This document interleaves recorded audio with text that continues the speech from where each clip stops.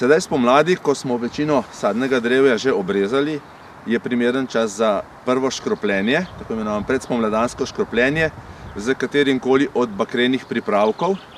Baker dajemo zato, da razkužimo sadno drevje in pa tudi, da preprečimo te prve okužbe, ko se pojavlja to prvo toplo vreme spomladi.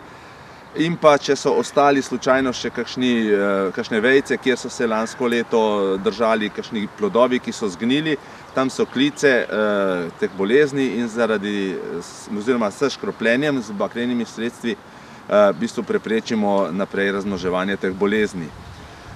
Sedaj lahko dodajamo tudi temu bakrevemu sredstvu, ponavadi je nekje 0,5 do 0,7%, oziroma, če rečemo v gramih, 50 do 70 gramov na 10 litrov vode, damo bakrenega sredstva, dodajamo potem lahko tudi oljne pripravke, predvsem lahko zmešamo skupaj z oljnim pripravkom, ki je narejen iz ogrščičnega olja, ki je tudi ekološko sprejemljiv.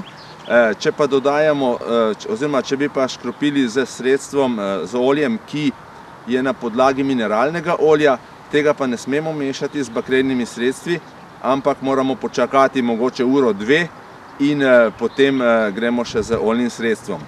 Oljno sredstvo pa dodajamo zaradi tega, da preprečimo razvoj prvih škodljivcev, namreč olje naredi preko zimskih jajčec ali pa tudi že nekateri škodljivci, ki začnejo, kakšne uši se zelo zgodaj razvijajo, naredi tanek oljni filter preko dihal in zaradi tega potem se zadušijo in smo s tem preprečili ta prvi napad v spomladi, ko so ti listki še najbolj nežni.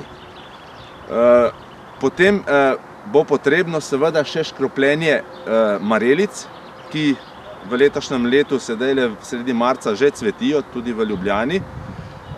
Takrat, ko marelice cvetijo, jih moramo škropiti z sredstvi, ki so primerna za preprečevanje cvetne monilije oziroma cvetne gnilobe. Moramo pa škropiti v cvet. Naj poudarimo, da ta sredstva niso strupena za čebele, tako da pač ne bomo zastrupljali čebel. V vsakem primeru pa škropljenja vsa opravljamo ali zgodaj zjutraj ali pa proti večeru, ko veter ne piha.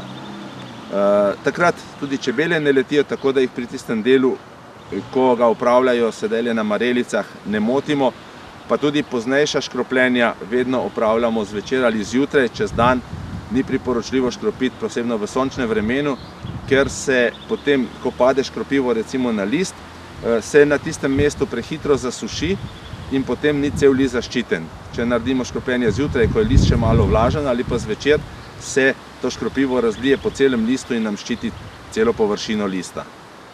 Mogoče pri škropljenju omenimo še to, kar je zelo pomembno, da vedno mešamo škropiva, če imamo različna, dostikrat mešamo fungicide, insekticide, da opravimo škropljenje istočasno. Vedno mešamo najprej tisto škropivo, ki je v obliki praha, in potem dodajamo tisto škropivo, ki je v obliki tekočine. Pa, če nismo čisto sigurni, mogoče v majhni posodici naredimo čisto majhno preverbo in če se ne bi sesirilo, recimo potem je to v redu. Če pa se bi mešanica dveh škropiv sesirila, potem teh dveh škropiv ne smemo mešati, ampak moramo potem vsako škropiti posebej.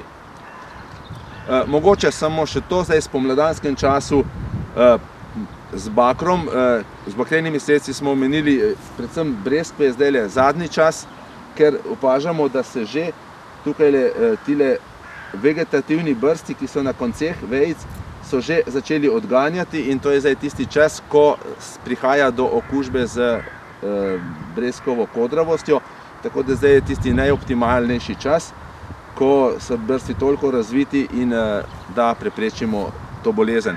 Pozneje pa bo treba verjetno še ponoviti škropljenje z katerim od fungicidov.